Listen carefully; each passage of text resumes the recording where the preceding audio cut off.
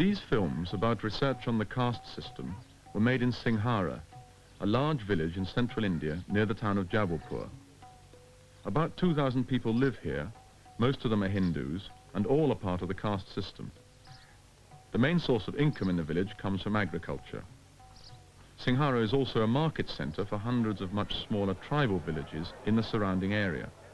So there's a fair amount of commercial activity here too.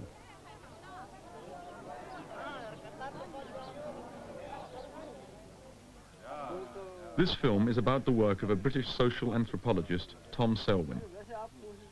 You see him here in the centre talking to his friends. Tom has lived and studied in the village for about 2 years. His main research interest has been in the ideas and values of the caste system, particularly their ritual expression.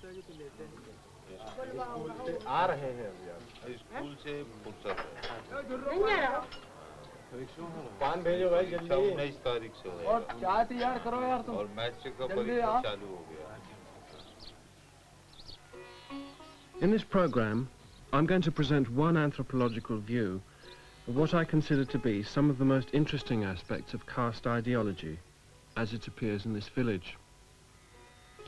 Nearly every aspect of life here is influenced by the caste system. Every child is born into one of the 25 castes represented in the village. He or she grows up, marries, and dies within their caste. And to change caste is impossible. To understand the caste system, it's necessary to see it primarily as a religious hierarchy, with Brahmins, the priests, at the top. The positions of castes in the hierarchy is partly determined by their traditional occupation, some occupations being thought of as more honourable than others. There are 5 main caste categories: Brahmins, priests; Kshatriyas, warriors; Vaishyas, merchants; Shudras, servants; and below these, untouchables. Into these 5 main formal categories are fitted a large number of subcastes with a specific traditional occupation, and it's with this subcaste that the villager is primarily identified. It's the responsibility of the Brahmins to supervise and control religious and ritual activities. In this village, there are no Kshatriya castes. Apart from the Jains and others whose traditional occupation has always been business, vegetable growers and goldsmiths are also treated as Vaishyas. Shudra castes, the most numerous, include the waterman, the barber, and the washerman. The untouchable castes in Singara are potters, basket makers, shoemakers, and the sweeper.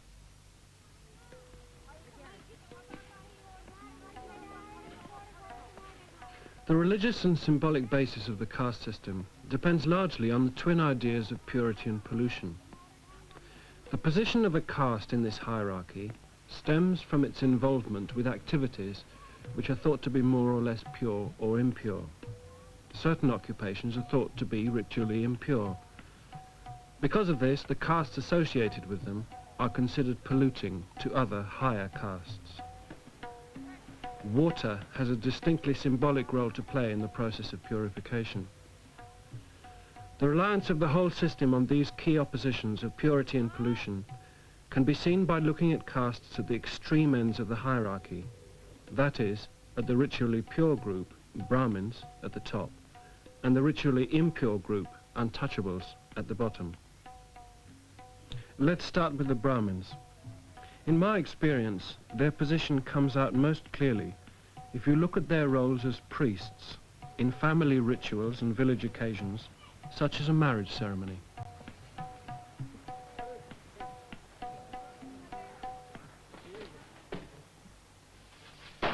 These fireworks mark the beginning of the climax of a marriage ceremony between a Shudra bride and bridegroom from the Darji or tailor caste.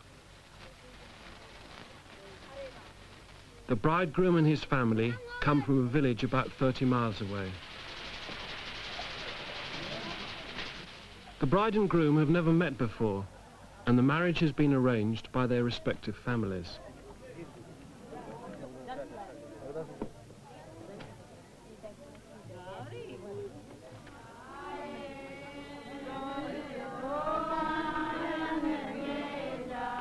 As the groom, distinctly regal in his manner and appearance, approaches the house of his bride's family, his future wife's mother prepares the ingredients for the first rite, which takes place in the doorway of her house.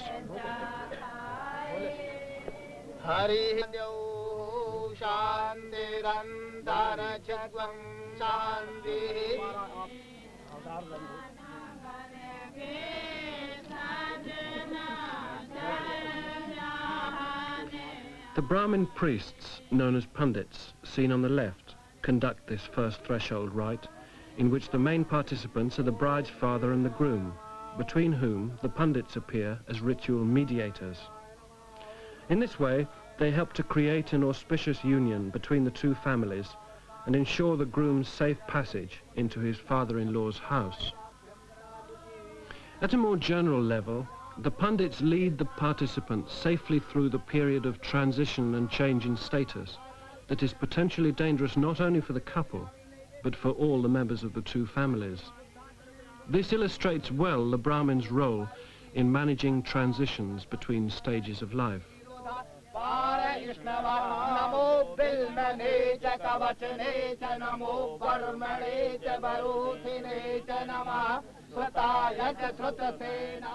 Later in the ceremony, the pundits draw what is known as chalk. In doing so, they construct what amounts to a sacred space, rather like an altar in the Christian tradition. This auspicious pattern symbolizes above all the orderliness of things.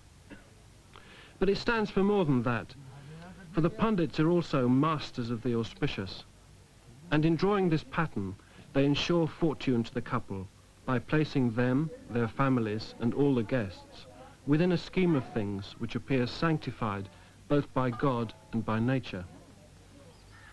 The ideas of auspiciousness and inauspiciousness are pervasive ones.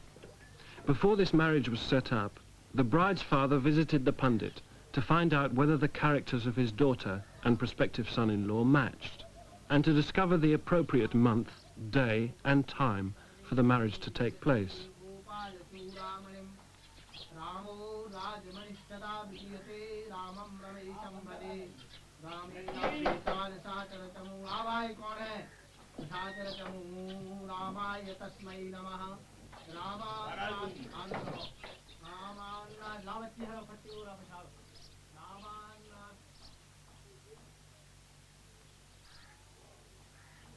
हाँ भाई छब्बीलाल कैसे आए? जी थोड़ी लड़का बच्चन के विषय में देखने शादी आदि अपने पास मोड़ी तो फिर देखने थोड़ी पत्रा में कि कैसा क्या तो शादी बैठालना है। हाँ हम थोड़ी अपने भाई से बुला लें कृष्ण कुमार से जी परामर्श करने के बाद। हाँ बुला लो। आओ भाई कृष्ण कुमार पंचांग लेकर के आओ।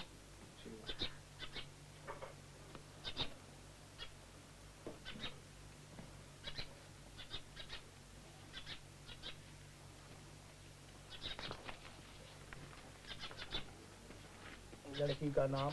हाँ लड़की का नाम है कुसुमबाई। लड़के का नाम? लड़का का नाम है प्रीतम लाल। दो भाई पंचांग हम देख।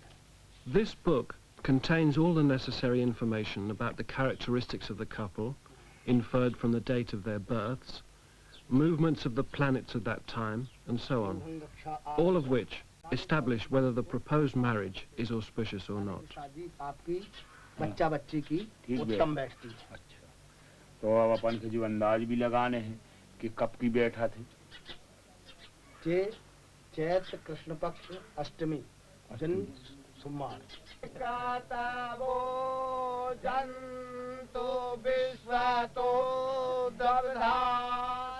The bride approaches the auspicious pattern, behind which stands the brightly decorated wedding pole made by a member of the carpenter caste, specially for the occasion. She's supported by a female member of another important caste, part of whose traditional occupation is to help the pundits in their performance of this and other rituals. She belongs to the Nai or Barber caste.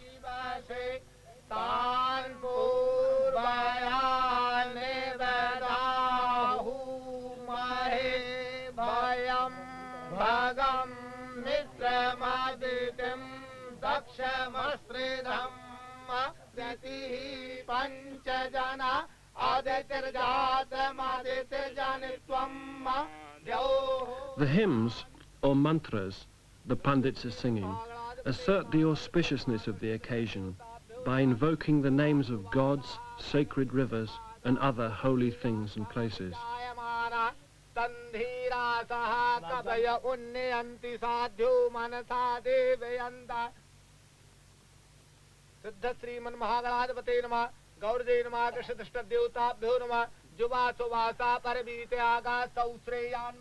These clothes have been brought by the bridegroom's family for the bride and her relatives.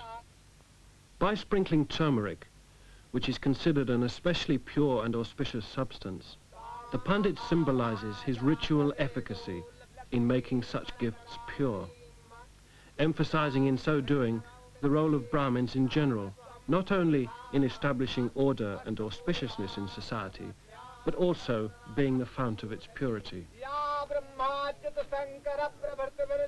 As he passes the crown in front of the bride's forehead, the Pandit chants the names of various goddesses whom the bride is thought to embody at the time of marriage.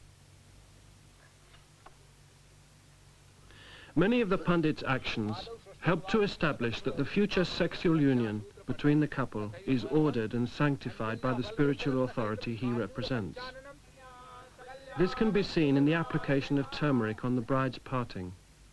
This substance is thought to be not only pure, but in this particular context, hot as well, and heat is conceptually linked to sexual intercourse, here symbolically controlled by the Pandit.